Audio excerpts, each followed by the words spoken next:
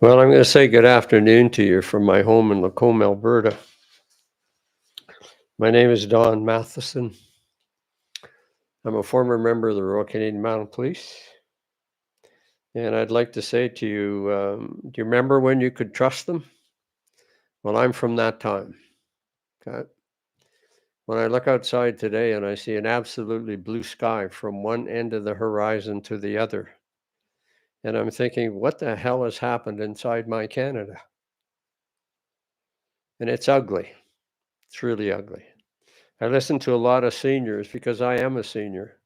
I'm closer to age 82 now than 81. And I remember when it didn't used to be like this. And when I hear seniors say to me, well, it's the number one country in the world, Don. I've always known that Canada has been in the upper one, two, or three in the world.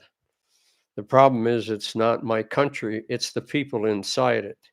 It's you as a society that are doing nothing about the things that are happening. We talk, talk, talk, but very few of us walk the walk. I get a little annoyed when I hear someone say, well, gee, Don, it's the best country. I know it's the best country, but it's the people that live inside it that are creating the problems. And I don't enjoy being here. I got a young lad here that looks after all the technology, or I would be lost. Okay, but I do have the documents over the years. And the position I'm in right now is that you can't fire me and you can't intimidate me. But I can be sued for speaking the truth in this country I call Canada. And those that, when somebody intentionally lies and gets away with it, somebody innocent will always get hurt. And I'm going to include a lot of people in this document, and it's not a nice one, but it has to come forward. It includes politicians, lawyers, judges, crown prosecutors. But this one, I'm going to try and stick to the subject at hand. I was advised on the last hour and 38 minutes, I believe, or 48 minutes, that I spoke about too many things. Excuse me. But it was kind of a one off, the first one out. And if you open up a book, you'll see an index. And what the book is telling you is the chapters you're going to read. And that's what I was attempting to try and do. And a fair number of mounted police officers said to me, Don, it's too much. We can't handle it. Well, how the heck did you do your job? Okay. Students have to write exams to graduate into the next class before they can graduate. Yet we have politicians that can mess up anything they want. And they don't get held back. Their prime minister just puts them in another portfolio, and so they can mess that one up too. Students aren't allowed to do that. And the biggest concern I have for my country are our children. And sometime quite a while ago, they stopped listening to what we're saying and they're watching what we're doing. So I'm going to do my very best to stay on one subject. It's rather hard to do because if I start talking about rape or criminal crimes within inside a police force, it overlaps and takes me into another police force. And what I do want to let you know is that the Royal Canadian Mounted Police is the national police force. Okay. We like to talk about them. They like to hide more things than they talk about. But there are over 300 other police forces in Canada. And if the mounted police are that bad, how bad are the other 300? They live in your community. They walk around in your community. They tell you they're doing a good job. If you buy that, I can sell you a bridge. Remember the old saying about that? So again, I want to ask you, I listen to people that say they care about their neighbors. When did you start? When did you stop caring about somebody else besides yourself? I live in a country that does nothing preventive. We wait until it happens before we decide to do anything. And then we try and blame it on somebody else.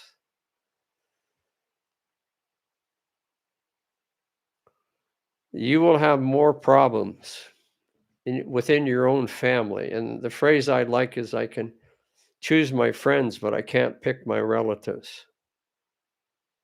When you have an extended family, so in other words, you have a daughter-in-law, a son-in-law, you have grown children's there, you will have more problems from within your own family than you ever will have from a criminal on the street. But we don't want to talk about that, do we? No. So how are we going to fix it? How are we going to fix this? And sitting around roughly at my age at McDonald's, Tim Hortons, A&W, bitching and complaining over a coffee about how bad it is in Canada, then get off your butt and do something about it. There was an infamous president of the United States and his brother Bobby,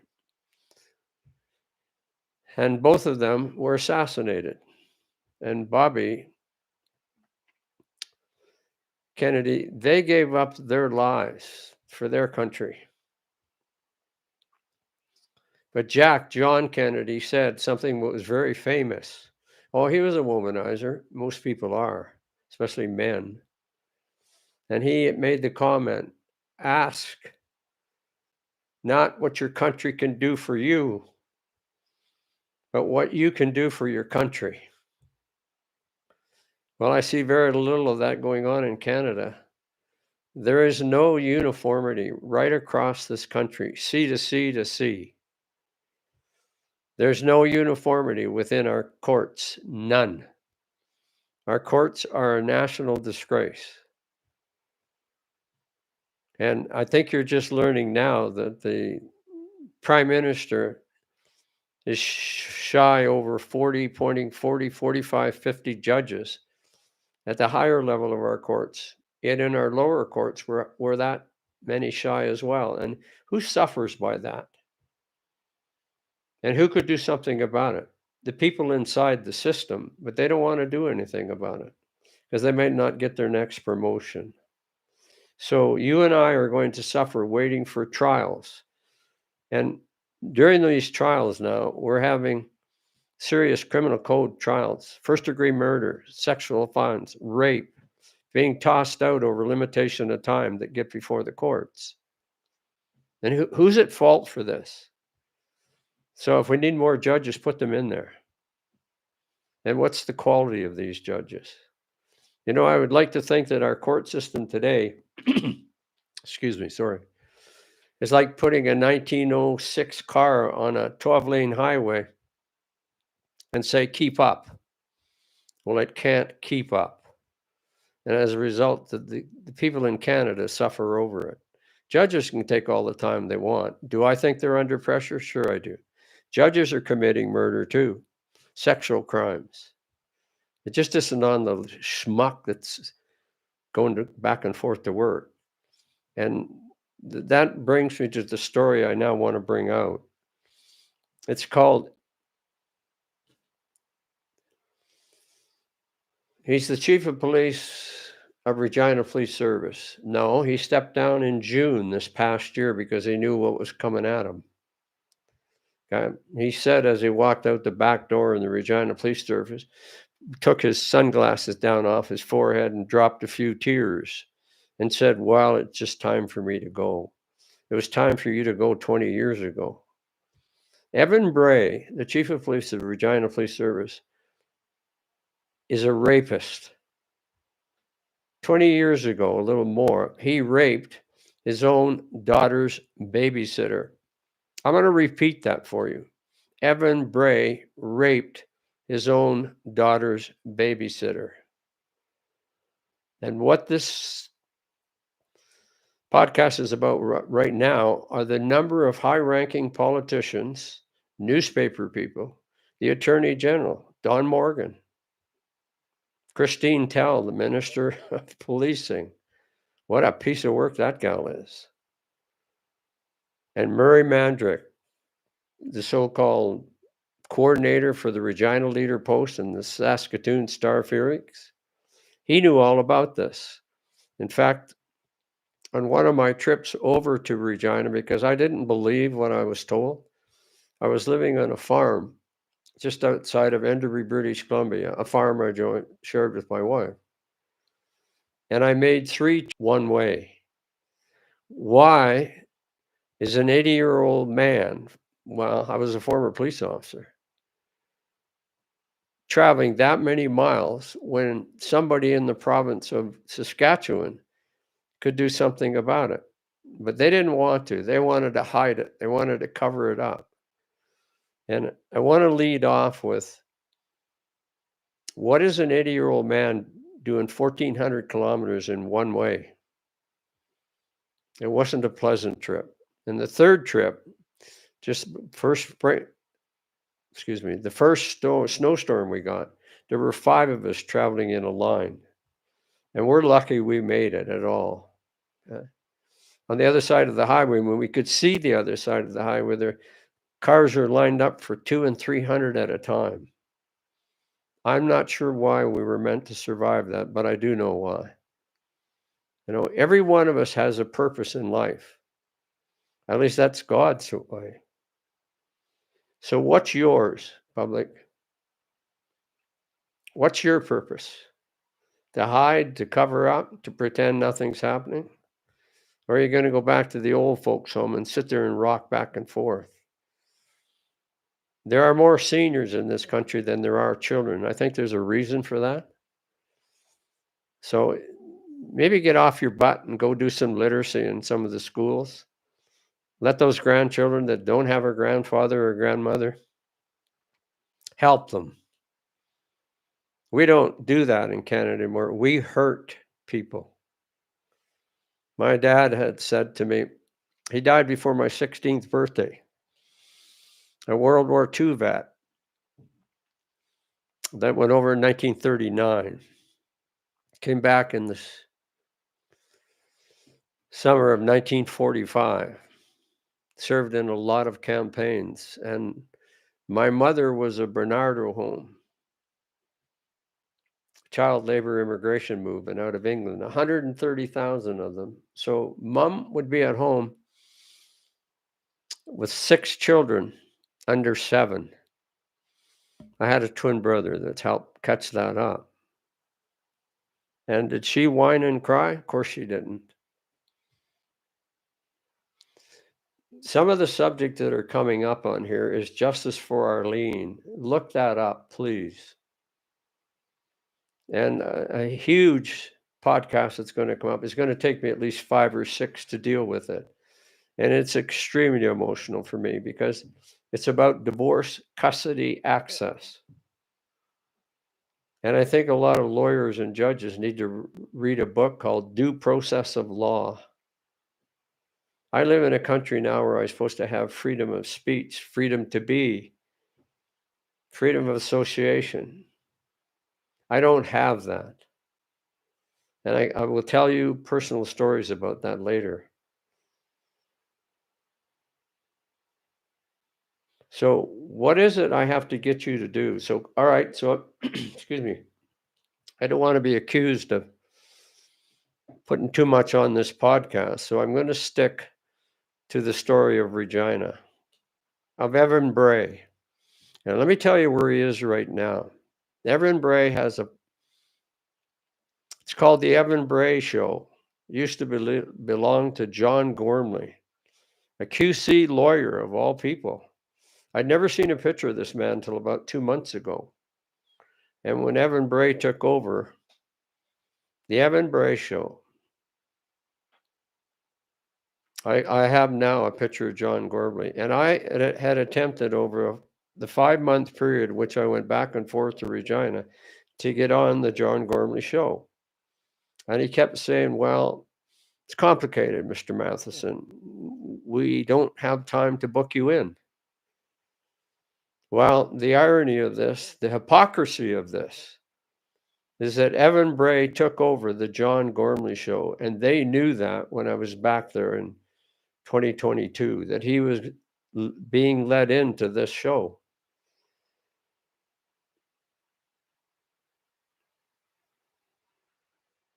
Evan Bray now is the voice of Saskatchewan. There's a minimum of 15 billboards in Regina. I don't know how many in other communities that have this big fat face of a police officer, well tanned, telling you that he's the voice of Saskatchewan. That this man is a rapist. So is that what you people in Saskatchewan want speaking for you? A rapist? Evan Bray was the voice of the Saskatchewan Roughriders when he was in his younger years as a police cop. He spent 8 years on the beat. Then he surfaced later as a white shirt. This is now after he'd raped his own daughter's babysitter. I don't want to look down at a lot of documents that I have here. I have a powerful pile of them. And these are documents that I went and got myself on the 3 trips over there. So this is quite new to me, the way they hid it. And I had a lad called Lad. He's a pretty small-minded individual. His name is Murray Mandrick. He, I guess, is in charge of the Regina Leader Post and the Saskatchewan Star Phoenix. And oh, by the way, his daughter now just graduated from university a few months ago, and she's now going to be the voice of CTV News. I just hope she stays away from her dad. So, and Murray Mandrick said to me when I was doing an interview with him, I had in my hand 109 pages of documents. I have them right here beside me that explained all of this. And Murray Mandrick pushed them aside at the restaurant we were sitting at the table on. And part of the pandemic was still hanging up that you couldn't talk properly. And he said, Don, if you bring these forward, somebody innocent's going to get hurt. Somebody innocent had already gotten hurt. But Murray Mandrick was more concerned about his own career because his office is in the legislative building of the Parliament buildings in Regina. Murray Mandrick knows exactly what's been going on. And Don Morgan knows exactly what's on. Christine Tell, the Minister of Policing now. There's a real piece of work. Her and a beautiful woman called Heather Gray, which is really heavily involved in this whole story, was the first Moose Jaw female policewoman. And she had done her part to the extent she was doing police work better than anybody else had. And in fact, the guys didn't like her because of it. Well, that's the way we are sometimes. We can't let a woman get ahead of us. Well, I will, especially if she's more qualified. So they pulled her into the Regina Police Service, and from there on in, her life went straight to hell, and so did her family's. They black booked her. They mobbed her. They sexually assaulted her physically. And a couple of the men that outweighed her by 70 pounds would end up being chiefs of police in other cities. One backed her into the wall outside of the detachment, the police station, and said, "What the F do you think you're doing?" And he scared the living daylights out of her. Another individual sexually assaulted her. And this individual now has a private investigation firm, and he lives on the island in Nanaimo. And somebody from his office just touched into her site. So he's kind of wondering what's about to come out. And the reason he didn't get outed the time because he had 2 small children. And any policewoman knows if she steps up to talk about what's going on, her career is now over. And what the good old boys like to do is if the gals get a call to a serious police call, and they're trying to teach that female police officer a lesson, they will respond slowly. So she has to attend this all by herself, and it's at great risk. It's like saying, "You open your mouth again, and we'll do this again to you." That's not one police force, that's all of them. And if we could get some of the politics out of policing, I'm just going to swing for a second here to members of the Royal Canadian Mounted Police. We've only had one interim commissioner that was a female. That was Bev Bussin. I like Bev Bussin, but she now belonged to the good old boys club. And she could not do things very well because all the guys at the higher ranks would say, well, we're not going to cooperate with you, Bev. We're going to make your life a miserable hell. Do I think Bev Bussin could have done more? I think we can all do more. But it was at great peril to her own health. So she didn't. And I don't fault her for that. I need to tell you why these things go on. And if we look back at the history of mankind, there's a three-letter word that has caused most of the problems in society, and it is spelt M-E-N. That means I'm one of them, and I'm not very proud of that fact. But it continues today. Oh, yeah, we have some women out there who say, well, look at the inroads we've done. Take a look at the percentage of it, gals. Right? And before I go too much further, on my first podcast, I identified what's on my face. First off, my face isn't about age, it's about wear and tear. And by the time I've done the podcast that I have, a few years are going to go by to get all this document forward. So you need to understand, as an old cop that came up under different values, I'm able to say, because of my age, what that young policeman can't, I remember what it used to be like, what happened, what is happening, and what it's like now. And that young police officer or cop, constable on patrol, can't do that. So he puffs his chest up instead of asking or saying, well, I don't understand. He's going to BS his way through. I'm more worried for you right now, public, over your children's safety.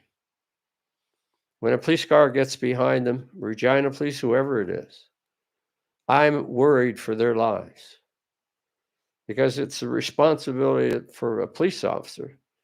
And I call them police officers because there's no such thing as a peace officer anymore.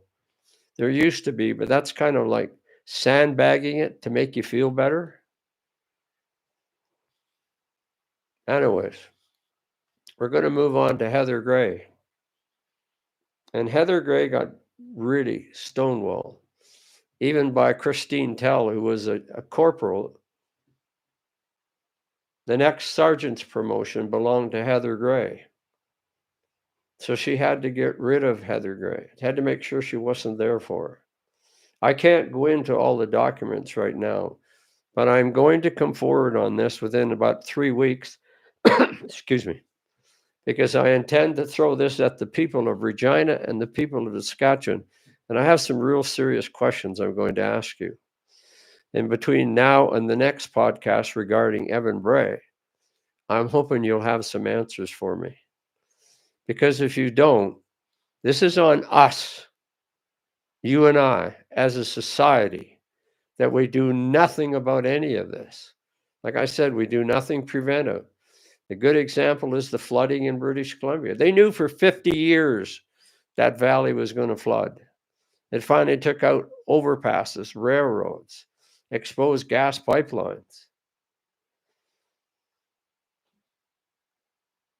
Yet we sit back and say, keep me out of it, Don. We do nothing about anything in this country until it affects us personally. And now we want to whine and cry why nobody will help us. What goes around is supposed to go around.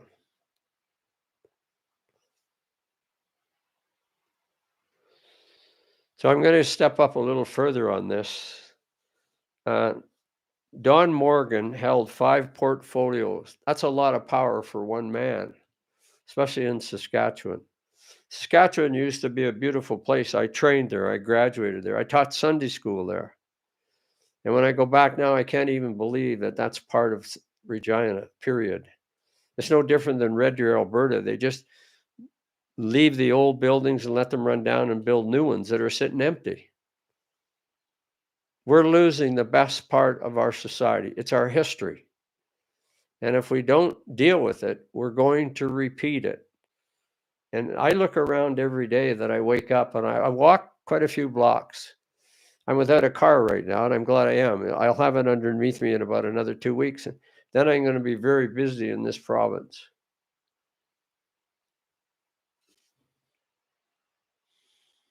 "40 years and 6 months ago," I don't call them protests, because a protest is a source of last result.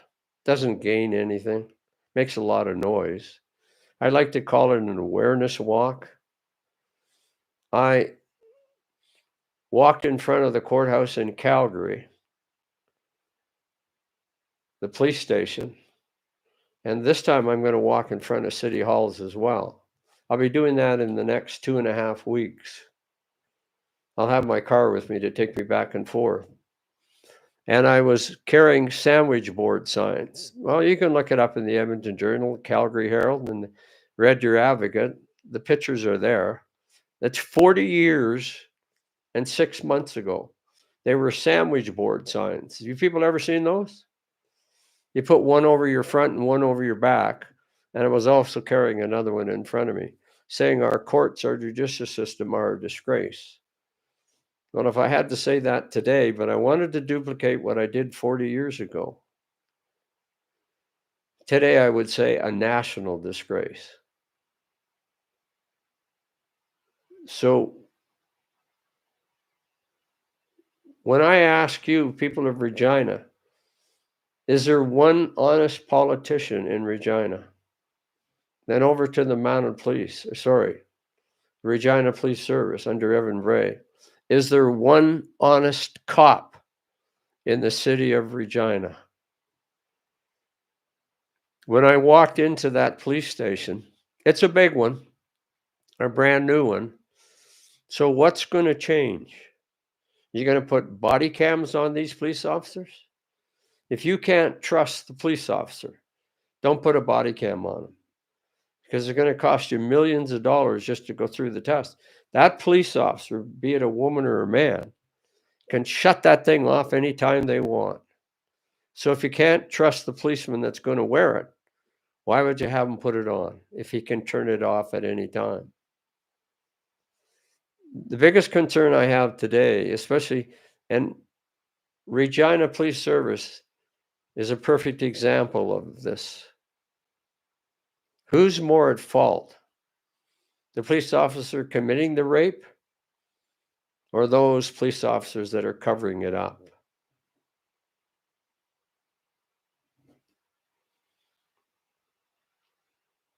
And then I'm going to ask you, the people of Saskatchewan, do you want Evan Bray to be the voice of Saskatchewan? Have a look at it. There's over 25 massive billboards up in the city right now with that bald, fat face, tanned, saying he's the voice of Saskatchewan. He's a rapist.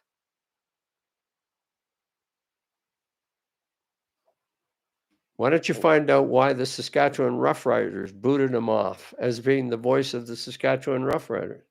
They don't want anything to do with the rapist. Why don't you ask them? Why don't one of you people just ask these people a question and see what kind of answer you get? All right. This is a little organization called the News People. I've got a book here I've had for years, first printed in 1994, then it came out in 2001. It's called Morals of the Media, Ethics in Canadian Journalism. I'm holding it in my hand. All right? You should see what's inside this. You think you believe your reporters, your journalists? They don't even have journalistic qualities. And a good example of one I want to give you here. I'm not going to give you a bunch of these. These are coming back at you, just to show you how bad we are in this society. It's a picture of a young girl. She's 10 years old. I don't know how old some of you people are, or if you even want to remember this. Stephanie Thatcher was only 10 years old when her father, former cabinet minister Colin Thatcher, was charged with murdering her mother. Her grandmother took her to court each day, but occasionally she took a break at a hotel newsstand. The pictures of Stephanie on the back of her heels, partially turning because obviously somebody said something so they could catch a photo of her. What the hell was a grandmother taking a 10-year-old granddaughter to a court trial to listen to the evidence of her father murdering her mother? That was the criticism of this picture. Well, believe me, we've got worse, not better. And that's where we are today. Nothing is getting better. We're getting worse. And like I said, I can remember what it used to be like. I'm back here in an area where I policed 1962, when the population of Red Deer was 13,000. There were 11 of us. And we cared about one another in those days.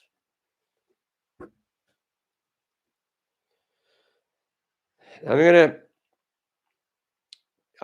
have to go back to Evan Bray. I said I would do my best to stay on track with this particular issue all in itself. Evan Bray had a first wife, and she was about to toss him out because of the pervertive sexual things he was trying to perform. And Evan Bray had protection from her while they were married. They couldn't force her to testify against him. Well, he's not married to her anymore. So somebody know where she is? I'm going to ask you people of Regina, you know where this family is. You want to talk to them and tell them that the story wants to come forward? And Evan Bray has a second wife. And I kind of wondered if she knew when she married Evan Bray, did she know that he had raped his own daughter's babysitter? I'd like to think she was the quality of a person that would never have married him. And my inquiries while I was in Regina said she was a very resourceful person, quite an honest. So is she aware that Evan Bray, raped his own daughter's babysitter? Well, her name is Jody. She is the curriculum design consultant for the Saskatchewan Police College in Regina. Did you get that? Jody is his second wife. She is the curriculum design consultant for the Saskatchewan Police College in Regina. His son, Cy, C-Y, is a police officer with the Saskatoon Police Service, and his daughter, Ella, is a paramedic in Regina. I can confirm that one because I went to where she works. I left my card for her because she'd been called out about an hour before I got there. We had arranged an appointment on a fatal motor vehicle accident, which happens. So I left my card and hoped she'd contact me. Now I understand why Murray Mandrick said, Don, in that restaurant where I'd handed him 109 pages of all of this, what happened to Heather Gray. Okay. And he pushed it aside and said, can I talk to you man to man, one-on-one, Don? Well, because of my age, I know where the hell that's going to go. And I thought, what's the point of talking to this guy? And there was none. Murray Mandrick covered everything up he could about this, and he knew about it. And his office is still in the legislative building. And the members that are doing security and the sergeant at arms is a former police officer. Do you think, mounted police officer, do you think he doesn't know the story?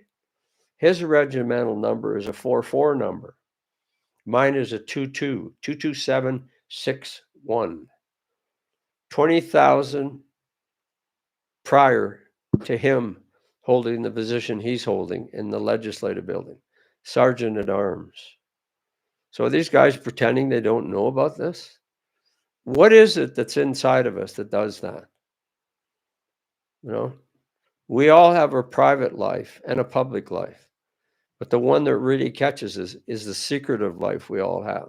That's the one where we're having an affair with somebody else's wife, or we're gay and we don't want somebody to know about it.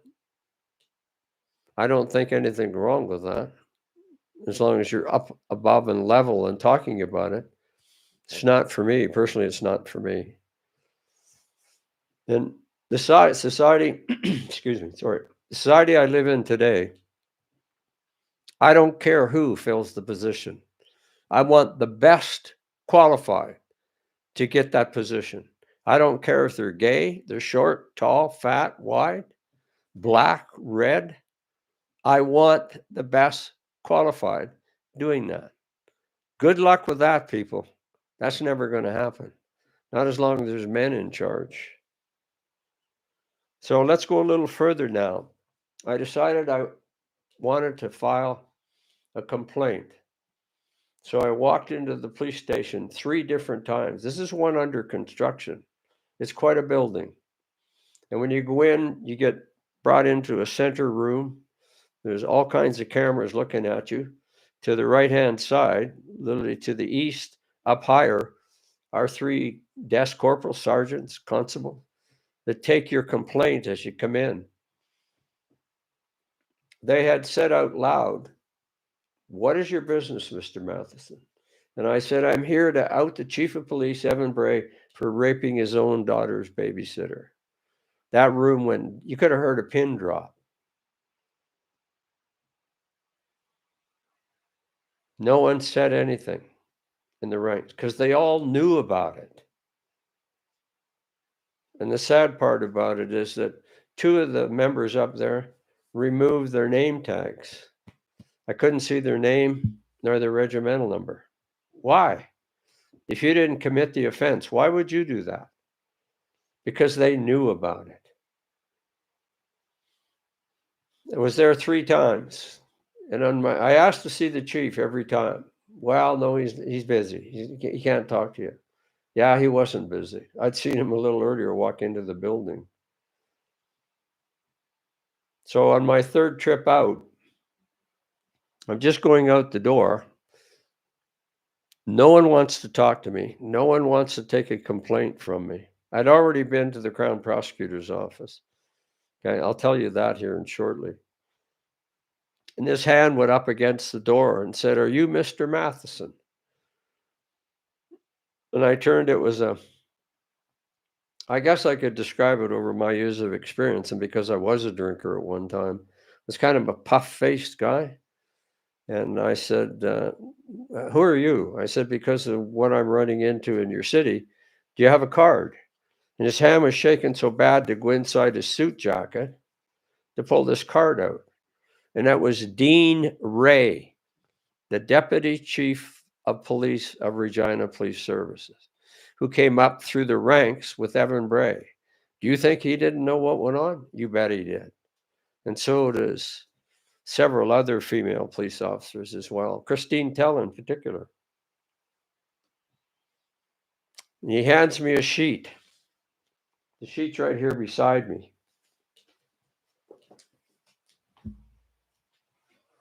This is part of the documents I was holding to talk to him about. And he handed me a complaint form. I filled it out, and the date was, where'd it go?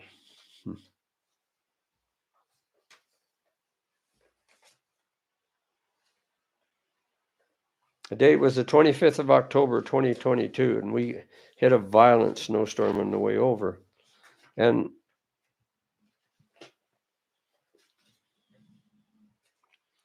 location during your service. specific allegations of misconduct, mobbing, physical threats and intimidation, physical violence, and sexual assault. Because of fear for her safety, Miss Gray will remain out of sight until a trial on the sexual assault comes forward.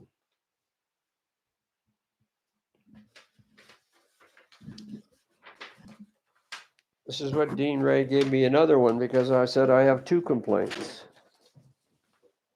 It shows my home address. Was anyone involved in the complaint less than 18 years old at the time of the incident? Yes. Babysitter, a minor. Location, Regina, Saskatchewan. Police service, Regina Police Service, Evan Bray. Specific allegations of misconduct. Rape. That's kind of an ugly word, isn't it, people? What, you want me to say sexual assault on a sex worker? Well, this young girl wasn't a sex worker. She was a babysitter.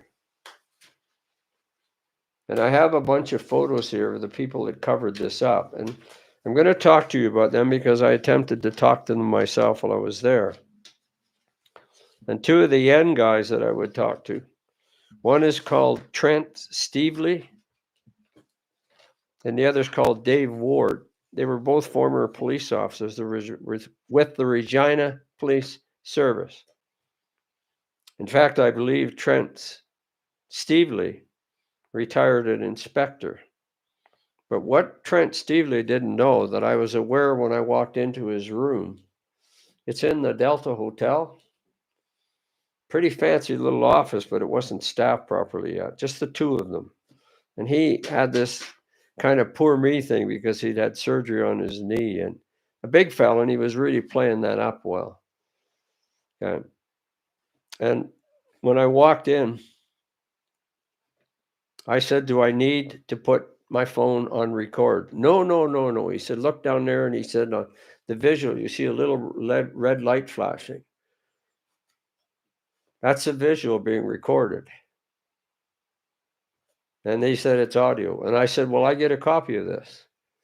Dumb old Don. I believed him. So I sat there in that room talking about everything that some of it I'm telling you. And he said, I worked with these people. They're friends of mine. What are you doing? And he got a little hostile. Little? He lost it. And if you know anything about an interview, the police officer should never lose it. Well, he was dealing with an old ex-cop, but he wasn't quite aware of that yet. And he went on to threaten me, to say, if you don't tell me who that little girl is, I'm going to charge you. And I said, with what? I'm just going to charge you for withholding evidence. This is a guy that belongs to the Justice Department. This is the guy that has the final say about what's going to happen to the police officers, whether this goes forward. So Evan Bray and his little band of renown have got this really covered throughout the entire city of Regina.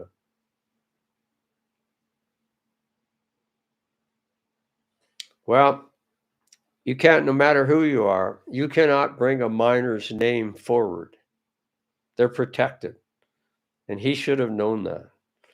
But what I had known before I walked in was this Trent Stevely had been charged with assault occasioning bodily harm and had been suspended for 15 months. And it was only the reason Evan Bray kept him. Now he owes Evan Bray. And he's really doing a bang-up job about it. I've never been threatened by another police officer in a police office. But I didn't stop there. It went all the way over to Moose Jaw. But this other guy, Dave Wade, he's a big guy. Right? Is that part of the intimidation? Anyways, that was quite a little. They both gave me their cards.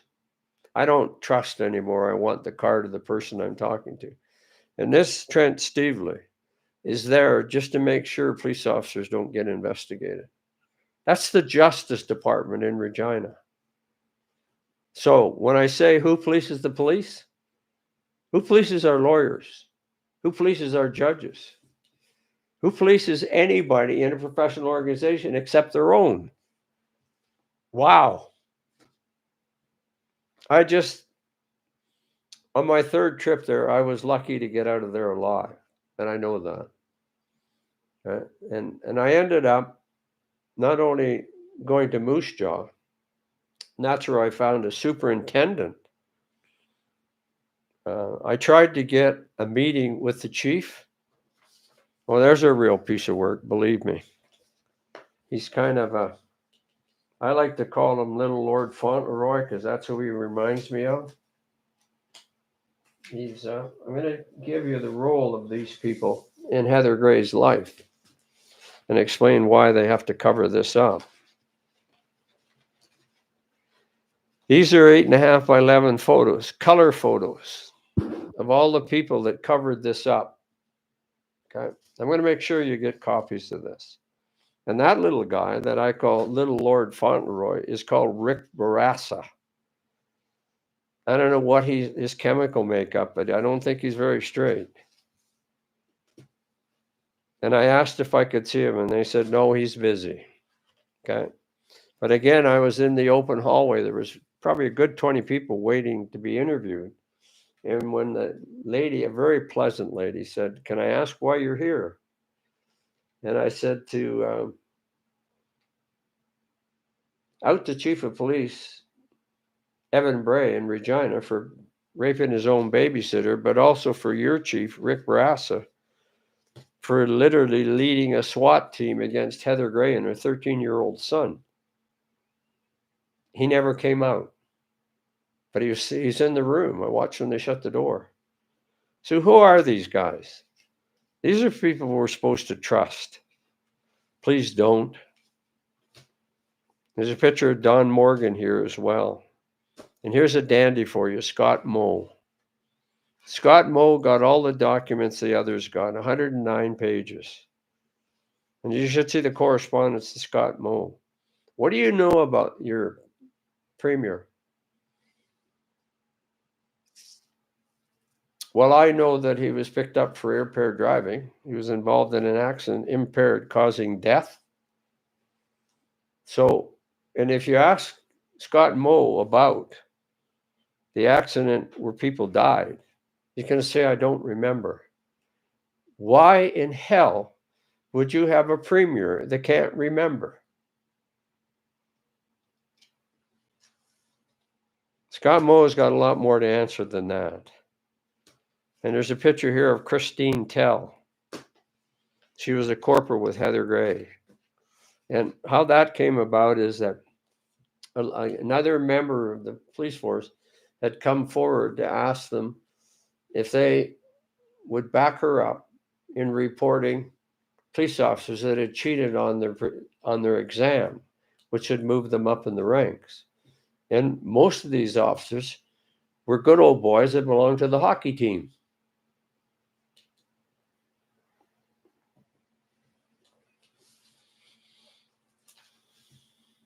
And Christine Tell asked Heather if she would take it forward. Christine Tell knew what was going to happen, but Heather trusted. Okay.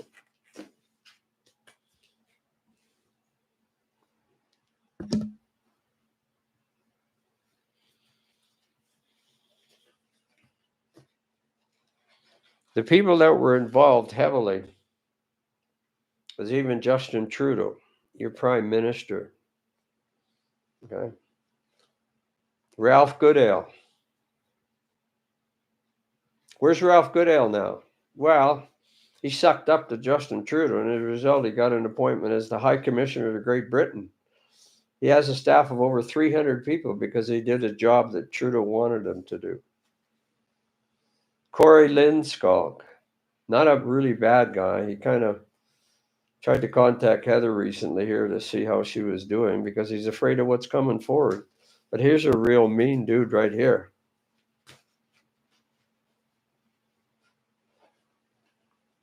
This is the guy that had more say in it than most. His name is Clyde Wayhill. He's the chief coroner for all of Saskatchewan. Yet when he got this appointment, you need to know how he got it. This little small-minded man, he just reminds me of Murray Mandrick. Had no qualifications to become a chief coroner.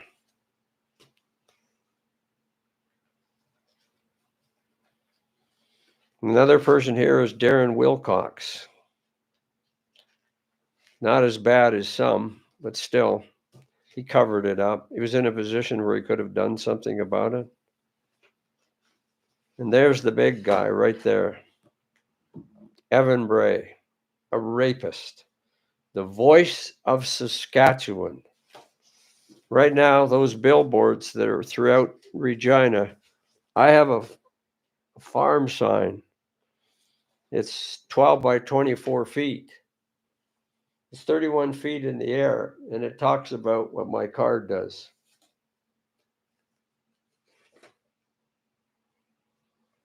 The sign was put up. It's not a billboard, it's a sign. It was put up by 5 natives. And while we were putting the sign up, I had said native, and all 5 of them said, and 2 of them I brought into an AA program. And all 5 of them said, Don, what the hell are you talking about? We're Indians. We live on an Indian reservation. We call it the res, Don. Okay. We had a lot of laughter over that, the 3 days it took for that sign to go up. And 2 of them said, besides, Don, we have a minister of Indian affairs. We don't want to change our name. Okay. Well, Sir Wilfrid Laurier, in a book I have that's right here beside me, book 1 and 2, The Writings and Sayings of Sir Wilfrid Laurier. He called them half-breeds. He called them savages. And I'm sure back then they were. Well, some of us do savage things ourselves. I have a hard time over my service, and even today as a civilian, realizing the heinous things we do to one another. Isn't that savage? Sure it is.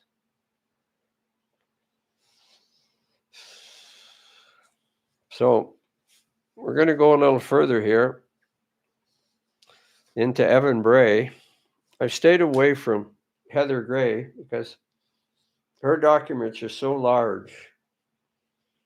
But she's the main reason that I stepped into this, because I couldn't believe that people would do that to their own police officers.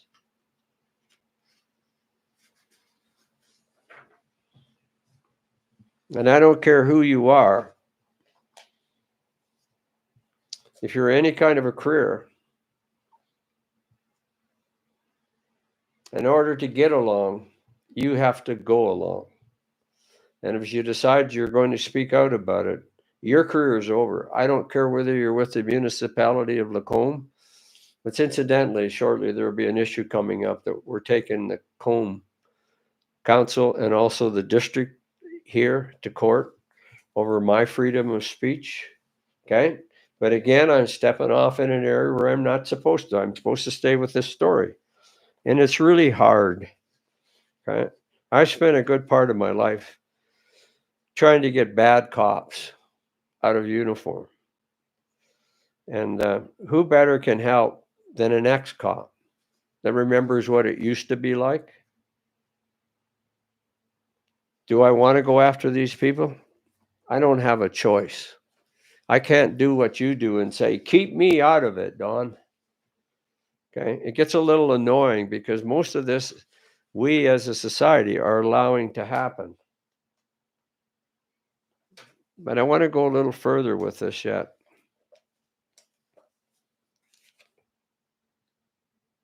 Evan Bray now is the voice of Saskatchewan. Oh, and just recently, his face is now on bus shelters.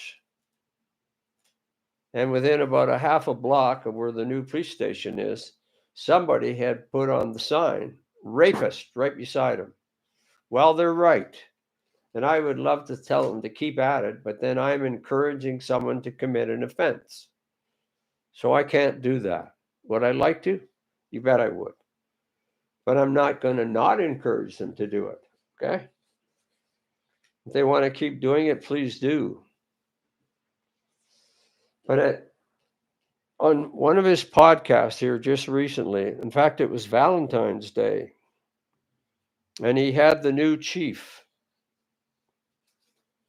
Chief Farik Hassan Sheikh. He's from Great Britain. He has a good history. He's been in Canada a couple of years. His family, by the way, are still in England. He has 2 children. And I have no doubt he's a very caring man. But I sent him, through the police station, 109 pages of these documents with the pictures of all these people in it. And under rules and regulations of any police outfit, you have to acknowledge receipt of correspondence within 30 days. It's a requirement. I never got anything from him. And from listening to him talk with Evan Bray on the show and knowing a little bit about how he identified himself to the people of Regina, I know he never got these documents. So who is still attached to Evan Bray that's making sure that none of this correspondence I have gets to him? So now he's about to find out. And I really believe this man is honest. Okay. But these documents have been withheld from him. And on the show the other day, Evan Bray is talking to an interim police chief, Dave Hay, Haye, interim police chief of Saskatoon. How well does this Dave Hay, who's supposed to be a friend of Evan Bray, know him? They're looking for a new chief of police. Why can't you get them from within inside your own organization? Are they all that crooked? Okay. So I want to ask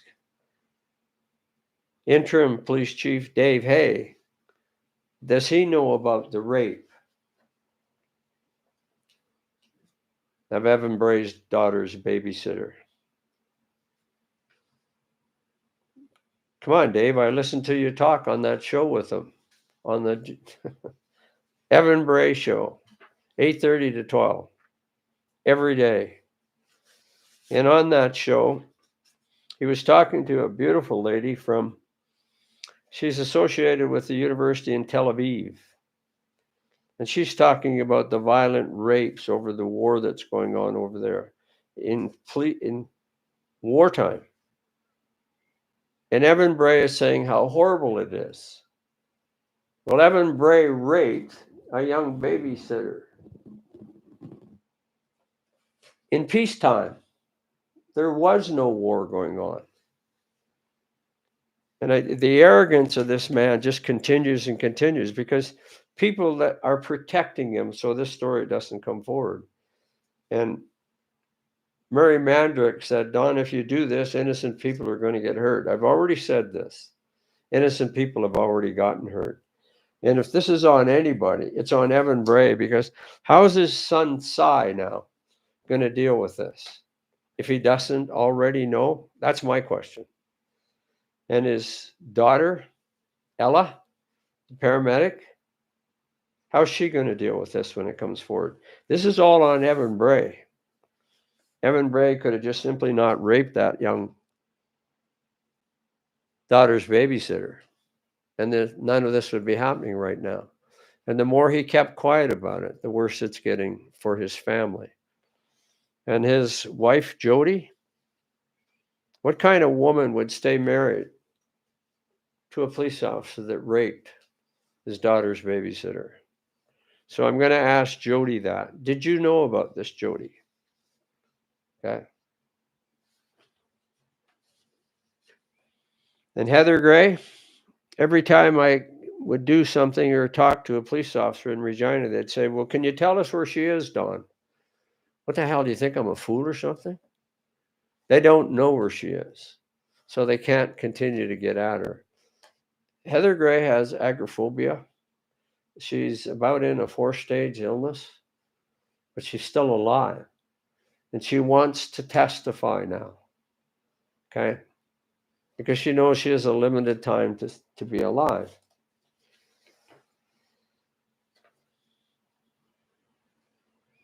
So who do I go to with these documents? I can't trust anybody within the police department or within arm's reach.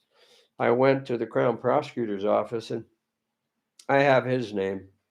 I'm not going to mention it right now because I know he's not involved. But he said to me first, and there were a lot of sheriffs there, and they said to me outside, they were asking about the justice for 7,000 female police officers. We got into the conversation, and they said, well, we're on camera. Can we talk to you outside? And they all said, good luck with that. Not in here. You're not going to get that uncovered.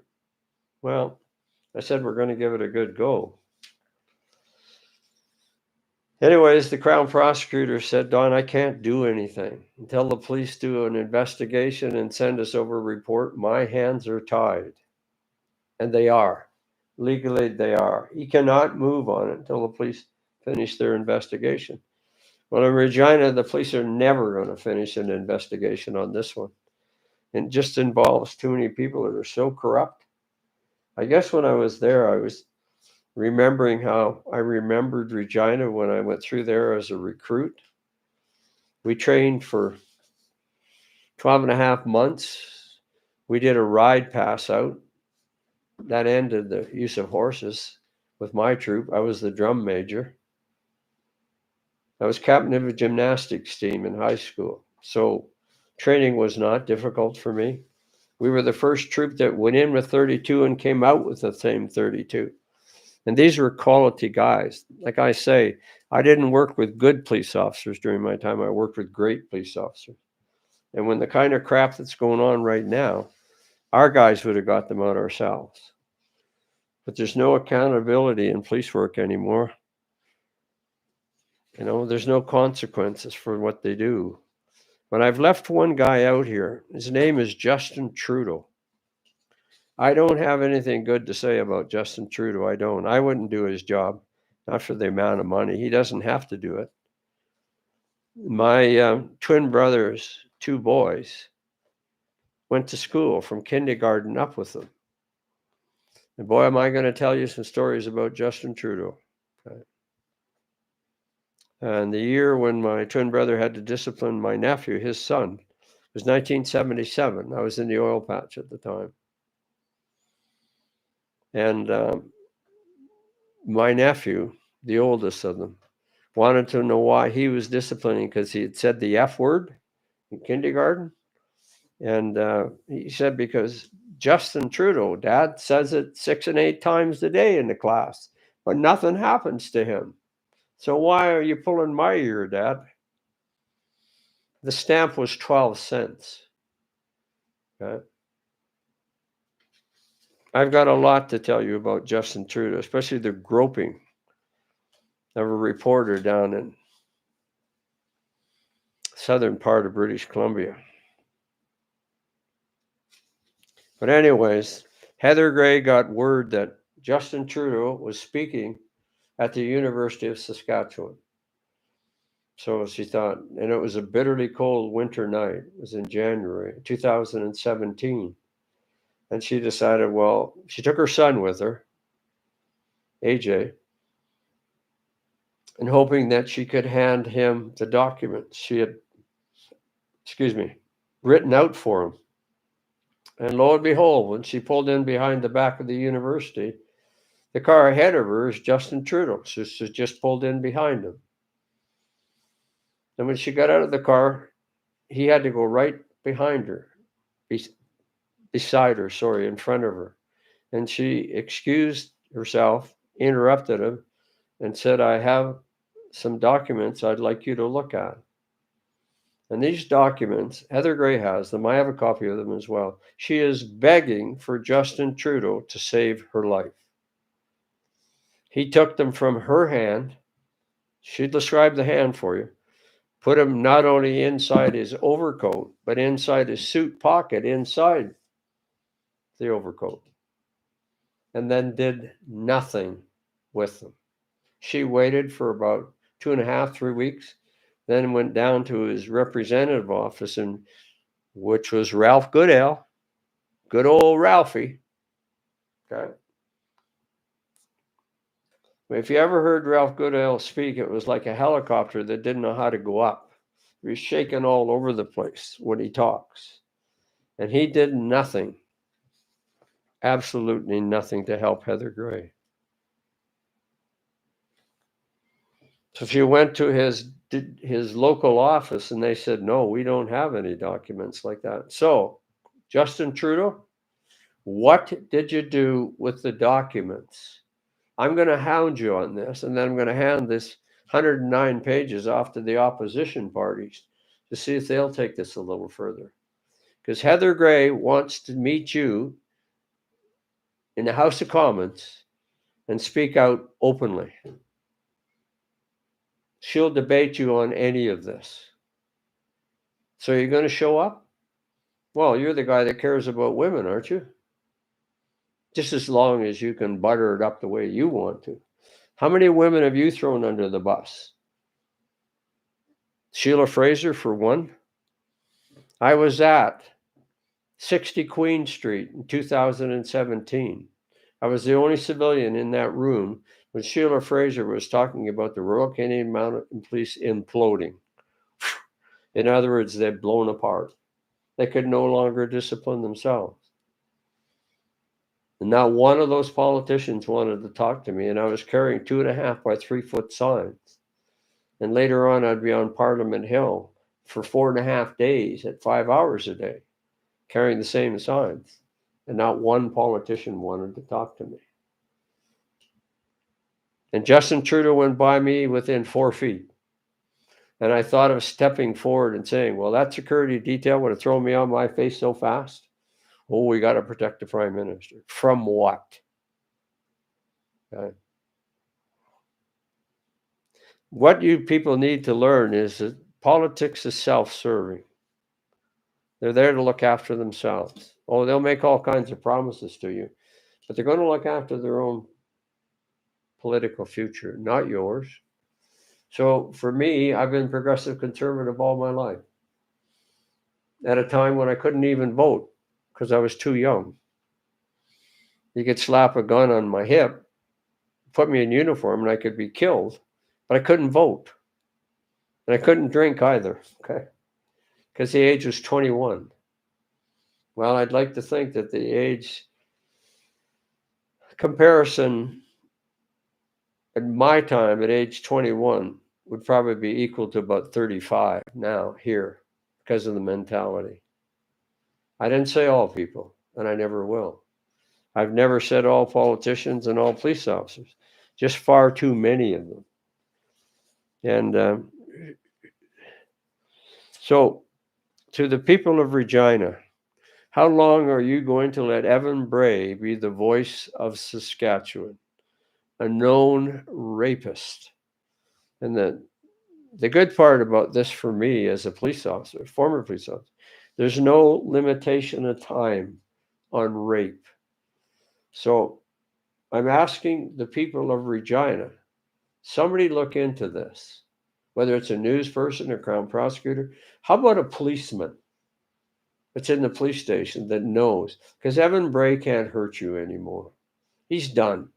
He's a big blowhard. Oh, by the way, he has a brand new Chev Corvette convertible, black. So he can ride that fat face of his around and smile to everybody. This guy has no bounds. Nothing seems to stop this man. And you want to know who's hurt the people? Evan Bray has hurt the people. People like Murray Mandrick that have covered this story up, Don Morgan, Christine Tell, and all these other people that are involved that I have the photos of. And I just wanted to let the public know, especially the police, Evan Bray, Heather Gray is still alive. So you're going to face her now, Chief? The guy that says in an interview, what's the ask? Okay. And another person that really interfered was the president of the Workmen's Compensation Board. There's a letter here directly to him. I tried to hand him 109 pages, but nobody would come down and get it until the third time I was there, and he didn't have any choice. And the other person that knew all about this was Sandra Masters, the mayor, the current mayor of Regina. And how she got wind of this is that she was running for candidates, not a candidate, she was running to be the mayor of Regina. And a chap called Jim Elliott was probably one of the most honest individuals I've ever met. And he would really care about you people. But Jim has a kind of a blonde beard with gray hair, and he has more of a blonde hair. And sometimes it's in a ponytail. And what you people don't want, you people in suits, heaven forbid you to have a guy that represents you because he's honest that has a ponytail. And Jim Elliott knew all about this cover-up of the rape. So he said enough to Sandra Masters, identified the role that that Forger, the current mayor, had in covering this. And I'm just going to go back a second here. And when Evan Bray got caught, his wife was wanting to pitch him out anyways because of the perverted sex acts he was performing almost everywhere. He got caught twice with prostitutes, sex workers, ladies of the street, in his police car. Do you think he was doing research? You know, if he does what he did to a lot of the police officers, there's more police officers right now in Regina that have PTSD, that have left the force with PTSD, that have committed suicide. And some of these other chiefs that went on to go to other places caused their deaths. And it's all been covered up. So when is an honest cop going to come forward in Regina Police Service and investigate this or do something about it?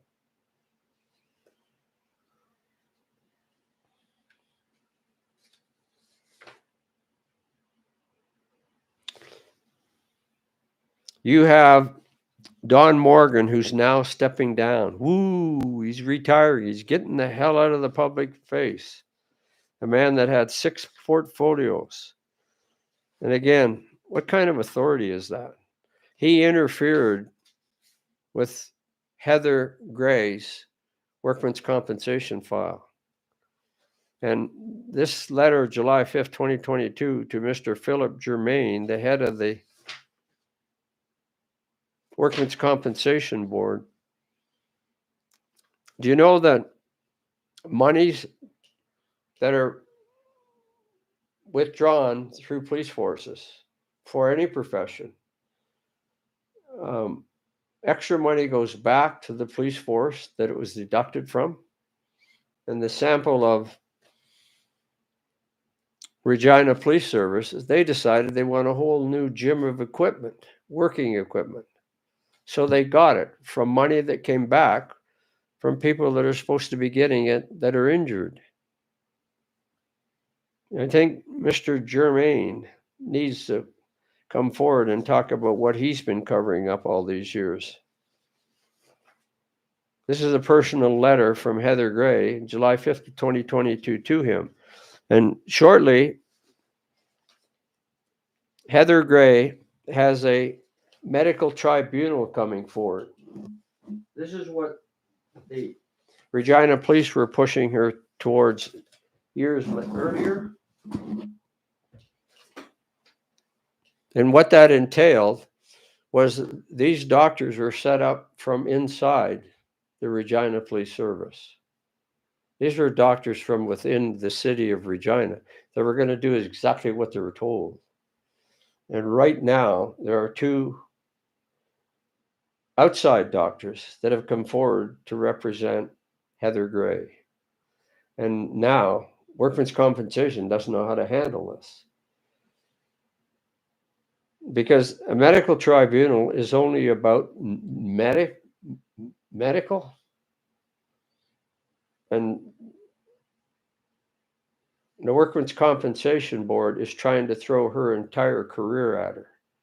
Confidential documents, the mobbing, all of it, it doesn't belong in a medical tribunal. So why are they trying this at this time? And there has just been 2 young members of the Regina Police Service that have gone through and been examined for PTSD, and doctors have assured that that's what they have. And guess where they went to get the examination? Kelowna, not Regina, Kelowna. They were staying in 300 plus hotel rooms, told to have an extra day at the end so they can enjoy the city. Their flights are paid for, their food is paid for. No, people in Saskatchewan, you're paying for it. It's coming out of your pockets. So why is the qualification for PTSD better in Kelowna than in Regina? Because we can't trust them anymore. There's a control over those doctors. And one in particular I want to point out, his name is Parrott. I referred to him as Polly Wants a Cracker. That's how I remembered his name. And I have 3 tapes. This was the person that was supposed to represent Heather in the Workmen's Compensation Board. And the 3 tapes I have, one is 58 minutes long. And in it, Heather Gray talks about her sexual assault and a lot of other issues at the same time. And Daniel Parrott is heard saying, "Oh, Heather, we don't need to know all that." So how was she supposed to get a proper settlement? And there's a little fellow here. I call him a little fellow because physically it's just his size, but he's a super young guy. And he had $600 and some thousand awarded to him from Ontario on a workman's compensation claim. And they withheld it for a long time, to the point where he was living in a cabin with no water. But he was living on a reserve of people that he associates with. And he got this massive money for wages and what he had earned, that workman's compensation he's entitled to, but they're going to deny Heather Gray this. They're going to try to. And this, I have his story right here, and he couldn't believe it when the checks came for him. Who put the pressure on? I have no idea. But he said at the end of it all, he's just elated. There's that picture of him standing on the front. He's with a police dog. It was his dog. And first thing he wants to do is to drill a well so he has water. And without the people, the native people that helped him, he wouldn't be here. Okay? And Heather Gray is entitled to this. She earned it. And I'm going to damn well make sure she gets it. And when people like Evan Bray can rape his own daughter's babysitter and get it covered up, this is only the beginning of this, public. This is only the beginning. And this young dog man that just got the $638,000, the bottom line on his story, he says, "But I still have PTSD." So his issues are not over yet. Money helps, but it doesn't solve it because he hasn't been treated properly all these years. So what is it that I can be sued talking for speaking the truth? And if you go up on my site, it's called wakeupcanada.info. You will find who Don Matheson is. Now, I'm going to tell you this right now. You're not going to intimidate me, and you're not going to fire me. There isn't enough people have tried. My family has been threatened. And I'm going to clarify this pink beard I did on my first podcast. It's an anti-bullying beard for children. Pink Shirt Day, which is the 28th of this month. And do you think one day's enough? I don't.